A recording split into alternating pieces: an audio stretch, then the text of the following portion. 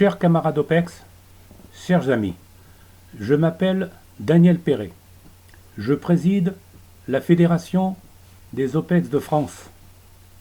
J'ai décidé de participer à la marche de la fierté française, organisée à Paris le 26 mars prochain par M. Fabre Bernadac.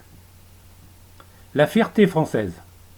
Il est grand temps de s'en préoccuper, car la France est placée aujourd'hui dans la même situation qu'elle a traversée pendant son histoire de 1933 à 1940. Cette situation présente trois effets délétères qui se cumulent. Des présidents de la République et des gouvernements successifs depuis 30 ans privilégient, par leur attitude, veulent leur reniement, leurs atermoiements, le déni de l'histoire, avec le corollaire, la repentance érigée en principe d'État, qui privilégie donc le déshonneur à la guerre.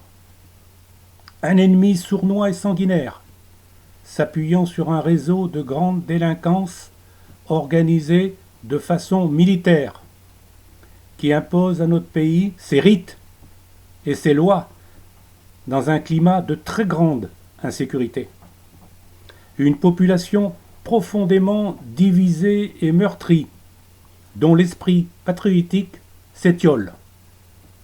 Et au bout du compte, la France subit à la fois le déshonneur et la guerre sur son territoire. Le général de Villiers écrivait en 2020 « Il faut réparer la France ». Comment réparer la France?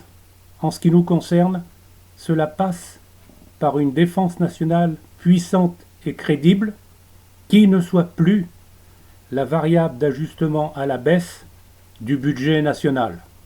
Car, depuis 30 ans, les chefs d'état-major des armées, les chefs d'état-major de l'armée de terre, de l'armée de l'air, de la marine, les directeurs généraux de la gendarmerie, timorés, aux ordres de la dictature financière de Bercy, sont les premiers responsables de la paupérisation des forces armées de sécurité en termes d'effectifs, d'équipements, de moyens, d'armement et d'expression de la pensée critique.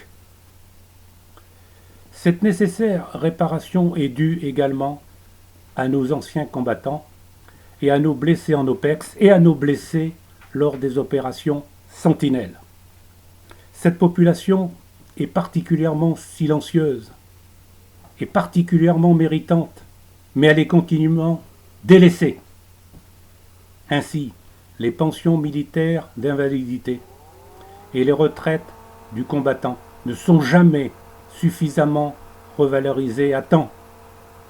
Et lorsqu'elles le sont, au bout d'interminables négociations, c'est de l'ordre de quelques centimes d'euros. Car le pouvoir politique, en ce domaine, c'est de rogner le budget. C'est de compter sur la diminution des effectifs. Et ainsi, notre budget devient de plus en plus maigre. Chers camarades, chers amis OPEX, vous l'avez vu, vous avez compris. Notre effort doit être à la mesure du résultat escompté.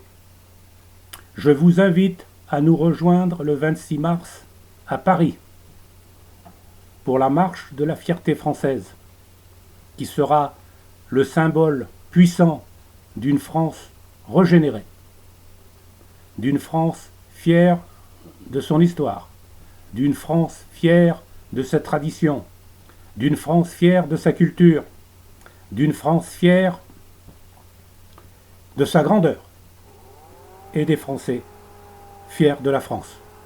Je vous remercie.